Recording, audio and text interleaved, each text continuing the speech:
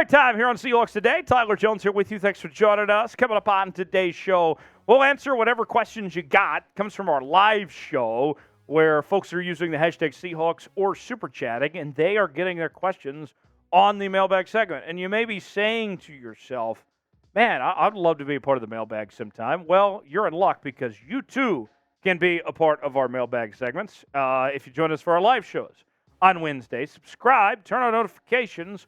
That way you are alerted when we go live here on the channel and answer your questions in real time. Turn on notifications so you never miss a moment. Subscribe for free today, and you'll be glad you did. First question comes from Evan. Evan wants to know, do you think JSN, Jaxon Smith-Njigba, is going to be top 30 wide receivers in the NFL? Absolutely, I do. I think JSN was the only true wide receiver one in this year's class. I think everybody else was a wide receiver two.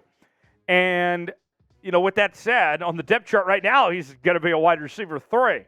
And I'm very optimistic about what he will bring for this Seahawks team to come. I think you're going to see an immediate impact. Sounds like the hamstring is not an issue. JSN's going to be fantastic. Looking forward to see what he brings to the table, and he's going to be fun for this Seahawks team as far as that goes. Evan, I do think that he's going to be a top 30 receiver probably by the end of this season, believe it or not. Dr. John writes, got a trade idea. What about Ed Oliver from the Bills? Well, Dr. John, that's an interesting idea. Ed Oliver, huh? So let's go back in time a little bit. Ed Oliver was coming out of the University of Houston, and he was all that in a bag of chips coming out of Houston. He was thought to be, before his final year with the Houston Cougars, one of the best players in college football, was on pace to be the number one pick. Had some character concerns, goes to the Bills. Things have been kind of up and down, but the talent is there, no question about it, when it comes to Ed Oliver. And I don't think his price tag would be outrageous of some sorts. I know the Bills and him haven't always been on the same page. I'd love to see him fit in Seattle and get a shot with this Seahawks team. I like the idea of Ed Oliver, and it would fill a need potentially on that defensive line for the Seahawks. Yes, Ed Oliver, I'm all in. Should the Seahawks trade for Ed Oliver? If they got the chance, should they bring in Ed Oliver from the Buffalo Bills? This is our pin comment today. You might get an ad break, if so, take advantage of it. And let me know. Y for yes, in for no. Should the Seahawks trade for Ed Oliver or not? Tell me what you think in the comments section. Peter writes, what should be our biggest priority for our final pick for next year, defensive lineman or a future quarterback? First-round pick, rather. Biggest priority, hard to say yet, because we don't know where the Seahawks are going to be picking. Let's just say, for all intents and purposes, if things go bad for Seattle and they don't have the year that they expect, if they're picking inside the top 10, in particular the top 5, then you go ahead and get your franchise quarterback. We've talked on this show previously. You're looking at guys like Caleb Wiliams, Drake May, among others. It's a very good quarterback class next year. Now, if you're picking later in the draft, those elite, great quarterbacks are probably gone by then. Then you'll look at defensive lineman options. So it all depends on the scenario the Seahawks are in. If it's early in the draft, go find that quarterback.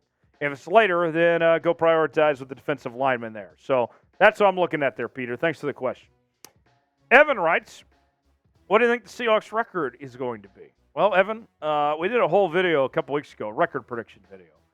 And I think when you look at where things stack up for the Seahawks and where they're at, the schedule is not easy. Does not do them any favors as far as the opponents they face, in particular their AFC opponents. And so when you do the record prediction, you have to have respect for the opponent, right? And so with that said, I think Seattle realistically can be about an 11-6 team. I think that's fair because of how tough the schedule is going to be. And you're always going to lose one or two games you're not supposed to as well. So 11-6, I think that's a fair answer. Could they win more than that? Could they win less than that? Yes. But I think that's a good kind of middle ground, middle number for Seattle as far as what they could achieve coming up this upcoming season. We got Seahawks hats on sale now. You go back and find our draft hats which are still looking good. I mean, they don't have the draft logo on them, so they're still good hats. You can get those now at chatsports.com/draft. Also, we're selling some beanies and some other things. They're on sale now.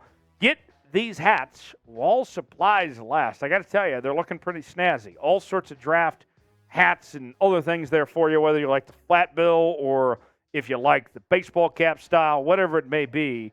Get your Seahawks hats now, right in time for the summer, working in the yard. Maybe you wear it to the stadium, whatever it may be. We got you covered.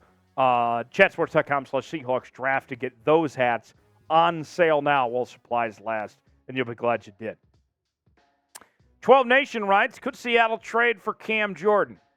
Well, I got Trizzy Trace with me here today, and I don't think he's going to like me mentioning Cam Jordan in Seattle. But let me put it this way. Credit to Cam Jordan. The number one thing I think about his career has been his availability. He has not missed a lot, if any, football games throughout his career. He has been very, very dependable. So he's got that going for him. Terrific talent. All of that is true. He would be a major asset on any football team. He could play anywhere. But if you're the New Orleans Saints, why would you get rid of Cam Jordan right now? I know that I think it was CBS Sports or somebody said that Cam Jordan should be on the chopping block, that they should be looking to move on from him. I just don't see it. I just don't see why you get rid of a guy that's been reliable, that's been dependable the way that Cam Jordan has. And although I don't like the Saints going with Derek Carr and making him their quarterback of the future and some of the moves that New Orleans has made, they believe that they're in a position to try to compete and go win that NFC South and try to win the division. So with that said, if you're going to make a move for Cam Jordan, it's not going to be a cheap move. So this is not against Cam Jordan. I just don't see the possibility of this being realistic as far as that goes. So I don't see it happening. Seahawks have not really made a whole lot of trades as of late. Should the Seahawks trade for Cam Jordan? What do you think? T for trade, P for pass. What do you guys think? Tell me in the comment section below. Adriano De Santos, all right. Could we afford Quinnen Williams? Well, that's kind of a loaded question. There's a lot of money would have to be moved around. It's possible, but it's a long road ahead to get there. Quinnen Williams is due, I believe it's around $9 million in 2023. And then you're talking about a contract extension beyond that, which he wants at least $23.5 million after that. So, good question. Can they afford him? It could happen, but it would take moving heaven and earth to make that happen. In addition to whatever draft capital and all that you'd have to give up. Is it possible? Sure. But that would be a long road ahead. The Seahawks could certainly benefit from Quinnen Williams if he was there, but we'll see as far as that goes. But I'm not getting my hopes up on that just because it would be very difficult to get to that point.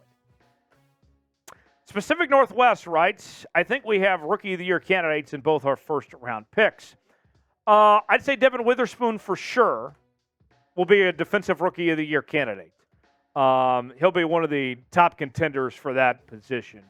As far as for Offensive Rookie of the Year, Pacific Northwest, here's the problem that you have, is that JSN is not going to be your number one receiver. He's not going to be your number two receiver. He's going to be your number three in this offense. So I don't know if he'll get the opportunity to put up the numbers of a Rookie of the Year candidate. Think about this. Bijan Robinson is going to be the number one running back in Atlanta.